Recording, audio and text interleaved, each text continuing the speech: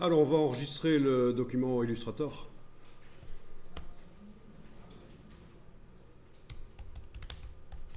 Donc, c'était une copie multiple avec éloignement. C'est ce qu'on vient de faire.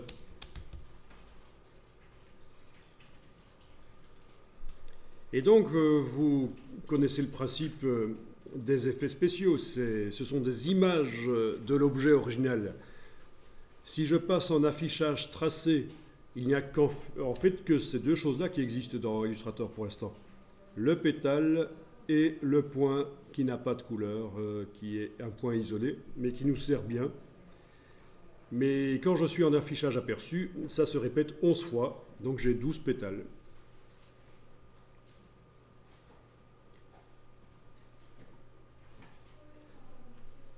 Alors, pour arriver à mettre le motif visible à travers les 12 pétales, je vais devoir faire en sorte que chacun des pétales créés par la transformation deviennent réellement des vecteurs. Et pour faire ça, en ayant donc le groupe qui est là sélectionné, d'accord ? Vous n'allez pas me dire que c'est l'ellipse qui est actuellement sélectionnée, on est d'accord, hein, puisqu'on sait bien que ça n'a rien...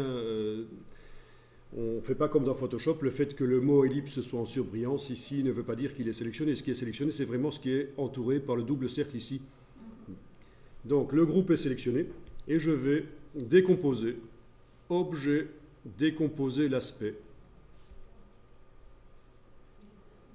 Et donc le mot transformation va disparaître de la palette aspect, puisqu'en fait il n'y aura plus de transformation.